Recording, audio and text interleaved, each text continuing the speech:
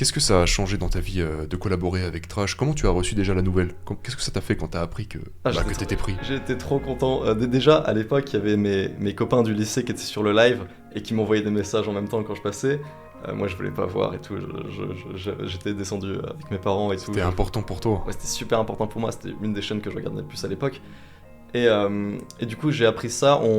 C'est un ami que j'avais qui travaillait déjà chez Trash à l'époque qui m'envoie le lien du serveur Discord de travail de Trash où je rencontre tout le monde, le patron, le gars et tout, qui me disent bon bah bienvenue, voilà, tu peux commencer à faire ta première vidéo. Alors tu pourras pas faire la voix parce que t'es trop jeune et ta voix elle est trop t'es trop aiguë en gros, et du coup mais tu peux écrire, tu peux monter, et dans peut-être 2-3 ans, quand tu auras mûri, quand tu seras plus vieux et que tu auras une plus grosse voix, tu pourras faire les voix sur les vidéos. Ok. Et c'est exactement ce qui s'est passé. Donc en fait. C'était du montage à la base.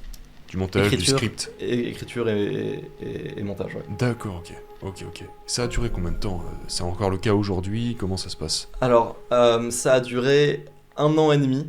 Ensuite, on a créé Trash Bandicoot. Ah non, je dis n'importe quoi. Non, si, 1 an et demi. Et ensuite, on a créé Trash Bandicoot en 2020, mars 2020, pendant le confinement. Ok, ça c'est une autre chaîne YouTube? Une autre chaîne YouTube. Okay. Donc là, je m'occupais plus que de Trash Bandicoot. Sur Trash Bandicoot, je faisais toujours la voix, le texte et le montage. J'ai fait ça pour peut-être les 6-7 premières vidéos de la chaîne. C'est moi qui montais tout, qui voiceais tout et qui écrivais tout. Et en fait, c'était assez vite intenable avec les cours et machin. C'est ce que j'allais te demander justement. Exactement. Donc, on m'a laissé recruter des gens. Enfin, à l'époque, on avait déjà des gens, mais on a recruté plus de monde, plus de gens pour écrire, notamment parce que c'est là où je faisais que ça. Et du coup, j'écrivais plus. Enfin, si, j'écrivais encore, mais beaucoup plus rarement, plus occasionnellement, sur des vidéos un peu spéciales, un peu difficiles à écrire. C'est moi qui les écrivais. Et sinon, moi, je m'occupais principalement plus de la voix et de la gestion. Et le montage, j'ai touché plus du tout. Et c'est encore ce qui se passe actuellement, en fait. Ok. J'écris vraiment très occasionnellement aujourd'hui. D'accord. Et donc, à partir de... T'as collaboré avec Trash, ça a duré... Ça continue aujourd'hui? Ça continue, c'est encore moi qui fais les voix sur les vidéos, toujours maintenant. D'accord, et il y a bientôt 1 an, 7-8 mois, tu me disais, t'as ouvert ta propre chaîne. Exactement. Comment l'idée t'est venue d'ouvrir ta propre chaîne, cette fameuse chaîne qui fait qu'on est assis en face aujourd'hui? Exactement, alors donc pour l'histoire, je quitte mes parents après le lycée parce que je vais aller à la fac, et je vis dans un petit village dans les Vosges où c'est assez commun que... après le bac, tu déménages de chez tes parents pour la fac parce qu'il n'y a pas de grande ville à côté, donc tu te prends un appart. Je vis d'abord à Nancy où je fais une L1 de maths info que je réussis, et ensuite on me dit, parce que YouTube, parce que tout ça, c'est mieux d'aller à Paris pour le réseau. Donc je poursuis ma L2 à Paris, et ça a duré 6 semaines, et au bout de 6 semaines, là j'en peux plus parce que en fait, je vis dans le 16e arrondissement, et tu sais, on dit ouais, non, mais Lohan, tu vis dans le 16e arrondissement, tu sais, c'est la classe et tout, mais non, en fait, c'est les chambres de bonne qu'il y a dans le 16e arrondissement, donc c'est pas les apparts de luxe, c'est genre au-dessus des apparts de luxe, où donc 10 mètres carrés, que tu payes 500 €, t'es là, Et donc voilà, Et donc là, tu mixais, donc tu alternais les cours, les vidéos, et ta vie, et ma vie, et tes amis, et tout le reste. Tout ça, ma copine à l'époque, et en gros, il y avait un endroit en présentiel où je travaillais sur Trash, je sais pas si je peux dire le nom, je vais pas le dire, mais c'est l'entreprise qui collabore avec Trash, sur laquelle j'allais après les cours pour écrire les vidéos, parfois pour faire des trucs, il y avait un studio son et tout. D'accord. Donc c'est là-bas que je travaillais parce que je pouvais pas travailler chez moi parce que c'était trop... bruyant, non, c'était trop confiné et tout. J'arrivais pas à mêler l'endroit où je vivais et l'endroit où je pouvais travailler, parce que c'était super petit.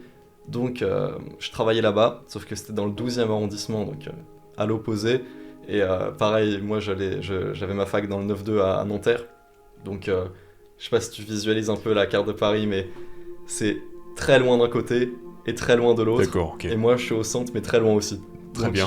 J'ai plusieurs heures de transport tous les jours. Ah oui. Intenable de fou. Et puis j'avoue que l'univers YouTube... parce que du coup, vu que j'étais chez Trash et tout, j'étais invité un peu les soirées YouTube, les trucs comme ça. Ça pouvait être par des youtubeurs, par des médias genre d'info divertissement qui organisaient ça. Et on allait faire la fête et tout. Et c'était pas mon délire. Tu sais, tu vois, je sais pas si t'as fait beaucoup de soirées dans ta vie, mais c'était vraiment les soirées où sais, c'est pour faire genre, t'es là, de l'alcool, des drogues, des trucs comme ça, tu vois tout le monde qui est... Tu vois des espèces de journalistes qui prennent n'importe quoi, tu vois des youtubeurs qui prennent n'importe quoi, tu vois des youtubeurs qui se piquent à l'héroïne, des trucs de fou. Et moi, je suis là dans la soirée, je suis presque là à faire des tours en rond, à dire... parler à des gens, faire salut machin, parler à d'autres gens, tu vas voir d'autres gens. Attends que ça se termine en fait. Tu te fais trop chier, puis tu te poses sur un canapé, tu fais un snap et tout. Et en fait, c'est pas mon délire. Je pense même pas que ce soit le délire des gens qui sont dedans, en vrai, je pense qu'on fait tous semblant. Mais bref, c'était pas mon délire, parce que je voulais pas prendre de drogue et tout. À un moment, je voulais prendre des champignons, heureusement je l'ai pas fait. Mais avec un autre youtubeur et tout, bon bref. Et c'est ce lifestyle vraiment très un peu chaotique quoi. Ouais, dégénéré, complètement fou, qui fait que si tu restes à Paris, soit tu deviens dégénéré, j'ai l'impression, soit tu deviens un zombie, tu sais, dans le métro comme ça, tu tires la gueule et machin. Et je voulais ni devenir un zombie ni devenir un dégénéré. Du coup, je me suis dit, bah fuck, je vais repartir dans les Vosges chez mes parents. Donc je reviens 2 semaines dans les Vosges. Donc je quitte tout le monde, je quitte mes potes, ma copine, tout le monde. Je suis vraiment tout seul dans les Vosges, très mal, tu vois. Et donc le coup du hasard a fait que je recroise un de mes vieux potes du collège pendant que je me baladais dehors, parce que tu sais, je sais qu'il faut se balader dehors quand tu vas pas bien. Donc pendant que je me balade dehors, je croise un de mes vieux potes du collège qui habite vraiment pas loin de chez moi du tout, on vit sur la même montagne en gros, et je le reconnais, il s'appelle Elian. Et c'est le mec, donc on était super potes au collège, et au lycée on s'est perdu de vue. Et on parle, je raconte ma vie, je raconte YouTube et tout. Ça faisait peut-être des années que vous vous étiez pas vus. Ouais, ça devait faire 1 an qu'on s'était pas vus. Parce qu'en fait, je l'avais déjà revu à des soirées du lycée il y a longtemps, mais en gros, ça fait longtemps qu'on n'était pas proches, tu vois. D'accord. Et donc je le recroise, ce mec-là, et on rigole, on va manger au kebab pas loin de là où j'habite, et on discute. Et il me parle du youtubeur Hamza, du coup. Donc, j'allais dire l'américain, mais il est pas américain, il est anglais. Ouais. D'Angleterre. Et de ses vidéos, il dit ouais, regarde la vidéo What to do when you get zero head. Donc je sais pas comment traduire, mais que faire quand t'as tout perdu en gros. Ouais. Et donc le gars te raconte t'as perdu ta meuf, t'as perdu tes potes, t'as perdu ton boulot, tu vis chez un pote ou chez tes parents. C'est moi, je regarde la vidéo, je fais c'est moi ce mec là. Et tu sais, je commence à regarder ses vidéos, à kiffer le mec. Donc là on est en octobre, et de octobre à décembre je me bouffe toutes ces vidéos, je deviens le fan hardcore de ce mec là, mais vraiment hardcore, parce que le mec, tu sais, je commence un peu ces trucs de bonnes habitudes, de se lever à la bonne heure, de sortir le matin, cardio, courir. Alors que j'aime pas courir, mais je cours tous les jours parce que ça fait vraiment du bien, comme Gokins. Excuse-moi. Et je sais plus ce que je voulais dire. Et oui, et du coup en décembre, je rediscute avec lui, et je dis que je veux reprendre ma chaîne, et à ce moment-là je reprends un peu des vidéos sur ma chaîne, en plus de Trash Bandicoot. Ce que je faisais, c'est des vidéos où je racontais ma vie. La toute première vidéo que j'ai faite s'appelle Survivre à Paris, où je raconte justement ce que je suis en train de te raconter là sur cette chaîne, qui n'est plus disponible. Et du coup, je raconte tout ça, mais ça prend pas, tu vois, c'est des vidéos où je raconte ma vie, mais ça intéresse pas tant de gens que ça, tu vois. Et je décide de reprendre le format de Hamza, c'est-à-dire en fait il y a une vidéo de Hamza que je vois avant ce moment-là qui s'appelle Je crée une secte, voici mon plan honnête, tu vois. Et dans sa vidéo il dit faites des vidéos comme moi mais dans vos propres mots, et comme ça on met toute la terre au courant de ce truc là de dev perso, et tout le monde est content. Et la vidéo, je la regarde, je fais franchement je vais exactement faire ça. Au début j'étais un peu découragé parce que je voyais qu'il y avait plein de Français qui faisaient la même chose, tu vois, il y avait plein d'Anglais qui faisaient un peu des vidéos à la Hamza, tu sais, avec les intros en mode Wojak, tu sais, la merguez, le Hunter, Jeffrey Adonis, tout ça. Et je vois ça et je me dis ouais, mais pourquoi moi je percerais plus que ces mecs là qui font tout ce qu'Hamza a dit. Et je me dis ouais, mais en fait c'est un peu un enfoiré Hamza. Il dit faites comme moi ça me fait de la pub, mais vous individuellement vous êtes collectivement vous êtes dilués, tu vois, en gros. Et donc je me dis c'est pas grave, je vais faire quand même, et je vais essayer de faire quand même des meilleures vidéos avec un meilleur rythme, meilleur montage, tout ce que je peux apporter que Hamza a pas, notamment en montage, je vais l'apporter. Et ça se trouve ça va prendre. Et ça a mis longtemps avant de prendre, ça a mis peut-être 2-3 mois avant que j'ai genre 10 000 abonnés. Mais une fois que j'ai passé les 10 000 abonnés, ça... En fait, à ce moment-là, ça fait déjà presque 10 ans ou 10 ans passés que t'es sur YouTube. Ouais. niveau montage, niveau script, etc. C'est des choses que tu maîtrises. Exactement. Donc en fait, quand t'es parti avec cette idée en tête, tu savais exactement où aller. Ouais, complètement. Donc c'est ça qui t'a donné certainement l'avantage par rapport à tous les autres. Bien sûr, c'est l'expérience. Bien sûr.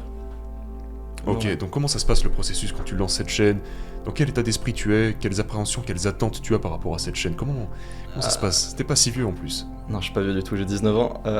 Du coup, comment ça se passe au début? Au début, je suis assez mal parce que, encore une fois, tu sais, j'ai quitté tout le monde. Je sais, je suis encore un peu dépressif de tous les gens que j'avais, de mon ex, de mes anciens potes et tout. Et du coup, je suis un peu triste et je me dis, tu sais quoi, l'objectif un peu malsain, c'est je vais faire une chaîne et tu sais, je vais devenir super connu et ils auront trop le seum parce qu'il y avait des bails où ils parlaient un peu dans mon dos, ce truc comme ça. Et bon, ce truc-là est complètement parti, c'était la rage du début, on va dire. Et j'ai commencé à faire ces vidéos-là, donc c'est ça l'état d'esprit au début. Comment j'ai fait, c'est qu'à la base, j'appelais des monteurs potes de trash, tu vois, ou des gens qui montaient un peu pour trash, mais un peu pour d'autres gens. Je leur disais, ouais, tu peux monter cette vidéo et tout. Et puis ils me la faisaient. Au final, le problème, c'est que c'était des mecs qui étaient trop... tu sais, ils pouvaient pas être là tout le temps. Ok. Donc il me fallait créer un vrai processus de recrutement. Donc j'ai créé mon serveur Discord où les gens pouvaient aller. Et tu sais, les monteurs ont un rôle monteur en fait dedans. Et juste, j'ai partagé un formulaire, un Google Forms, où j'ai dit que je recrutais des gens, des gens pour monter les vidéos. Et c'est comme... Et en regardant le Google Forms, en regardant ce que les gens avaient fait, en regardant leur expérience, leurs tarifs et tout, je me suis créé une équipe parce que c'est ça la clé. Si tu veux faire plein de vidéos, si tu les écris, il faut les faire écrire par des gens. Si tu les écris pas, bah tant mieux, t'as juste à te filmer et raconter ta vie comme je fais moi. Et le montage, tu peux pas faire 3 vidéos par semaine avec un seul monteur. En fait, il faut des rotations de monteurs. Donc je dirais que si tu fais 3 vidéos par semaine, il en faut minimum 5. Qui montent chacun une vidéo par semaine. Et tu peux te dire, du coup, non, il en faut 3, mais non, parce que tu sais, des fois, il y en a qui sont pas là, des fois, il y en a qui ont des soucis et tout, donc il en faut 5 si tu fais 3 vidéos par semaine et qu'une vidéo prend une semaine à faire. Ok. Comment t'as mis ce processus en place? T'as commencé à recruter dès le départ? Ouais, dès le départ. Direct. Ok. Dès le début. Ok, et là, t'as une équipe de combien de personnes? 5. Alors, 6 monteurs, un shorter, une graphiste pour les miniatures. C'est maintenant je sais pas si tu regardes les miniatures, c'est des dessins de Wojak directement, oui. C'est plus moi qui les vole à l'étranger, ça c'est fini maintenant. C'est que je paye une graphiste qui fait directement les designs comme je veux. Ok.